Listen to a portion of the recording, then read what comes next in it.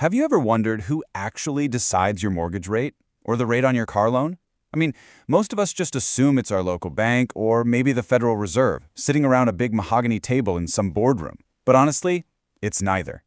Your rate actually comes from a massive, completely hidden market that most people never look at once in their entire lives. We're talking about an invisible, 145 trillion, yes, with a T, dollar machine that quietly prices your job security, your retirement account, and yep, even the roof over your head. Welcome to this explainer. Today we're going to make the invisible visible. Here's our roadmap for today's explainer. 1. The 145 trillion machine. 2. The one unbreakable bond rule. 3. Pricing your life. 4. The great 2022 portfolio crash. 5. Predicting recessions. And 6. Upgrading your idle cash. Let's dive right in. Section 1. The 14.5 trillion machine, the invisible market.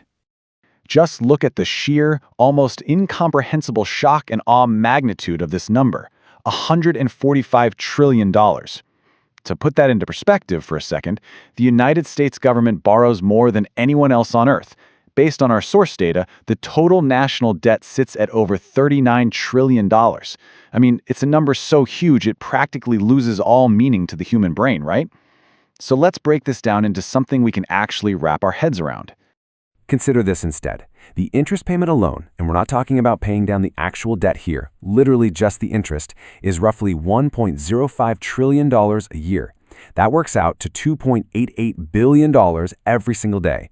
Let that sink in. The US government now spends more on interest than it does on national defense. And why does this matter to you?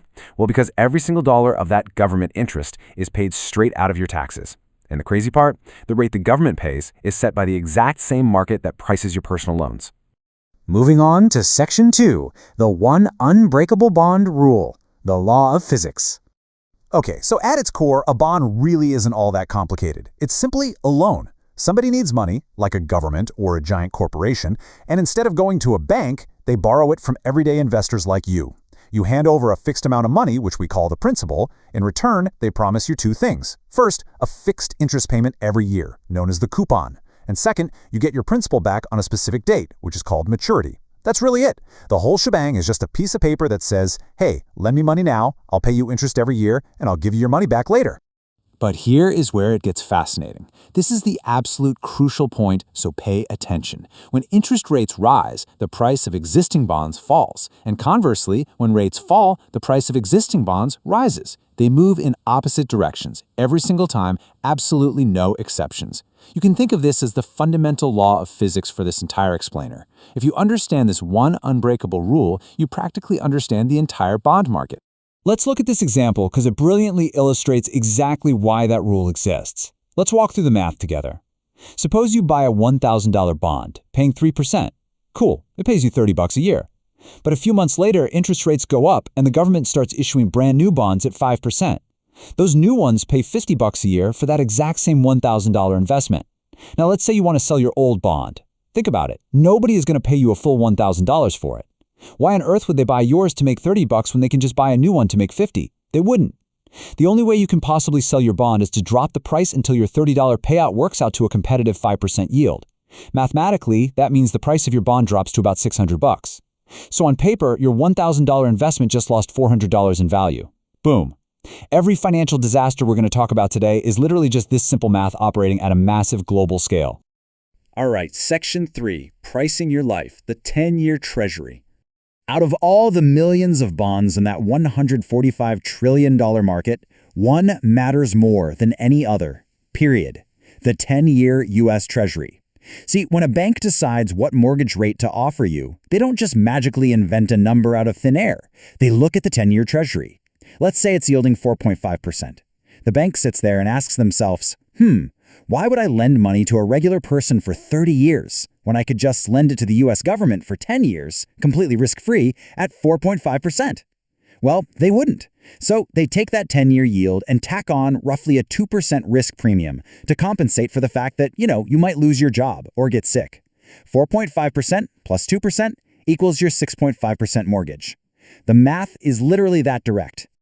Let's look at a real-world example to really drive this home. Meet Brian. Brian's taking out a $400,000 mortgage. If Brian bought his house back in January 2021, when the 30-year fixed rate hit an all-time low of 2.65%, his monthly payment was $1,612.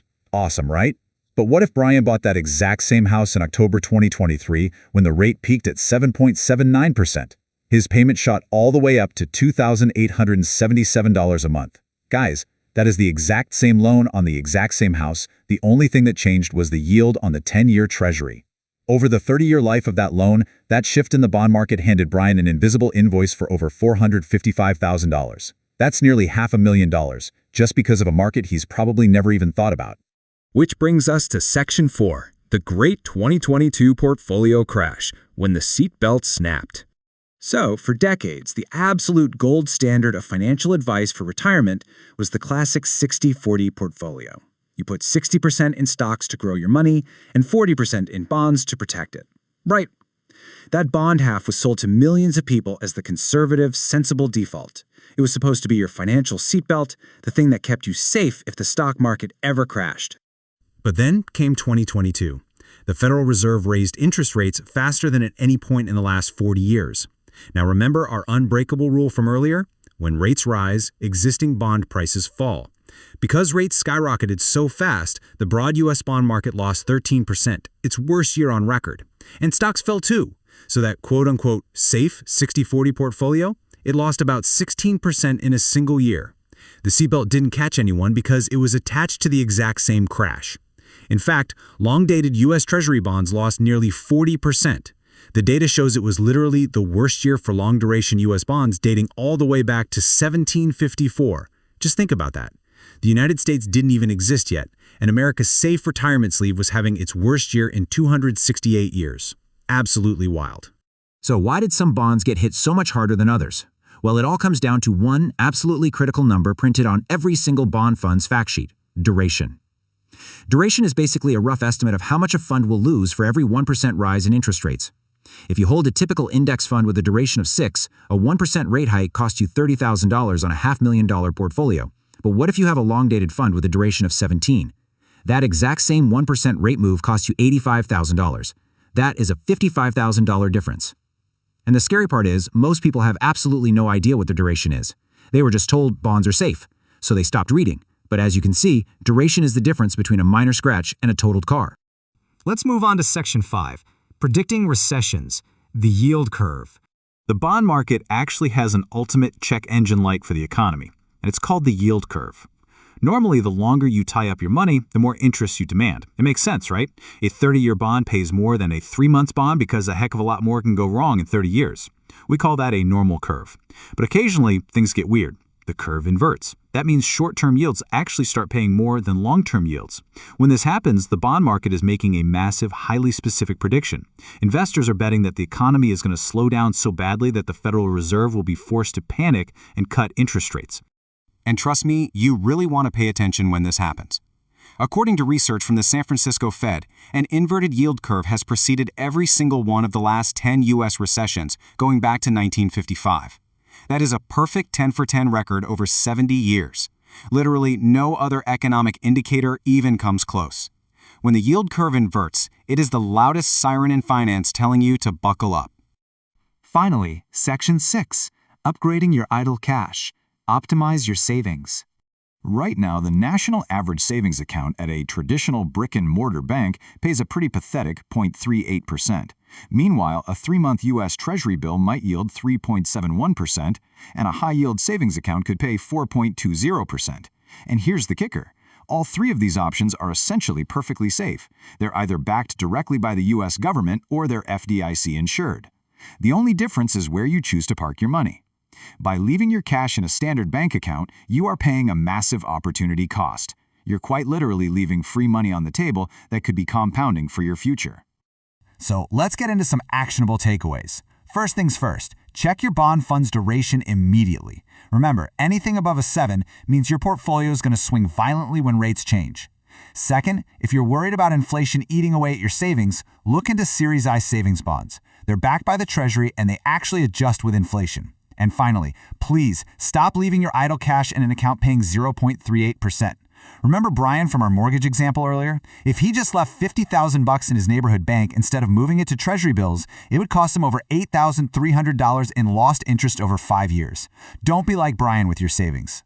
Which brings us to our final thought-provoking question for today. Is the bond market currently sending you a $500,000 invoice that you just haven't seen yet? The bond market isn't just some abstract thing that rich people or Wall Street bankers do. It's the invisible machinery that touches literally every single dollar in your financial life. The people who master it aren't necessarily any smarter than you, they just stop pretending it was boring. Use the wealth logic tools mentioned in our source to run your own numbers, check your own duration, and take control of your financial machine. Thank you so much for joining me on this explainer. Keep learning, keep questioning, and I'll catch you next time.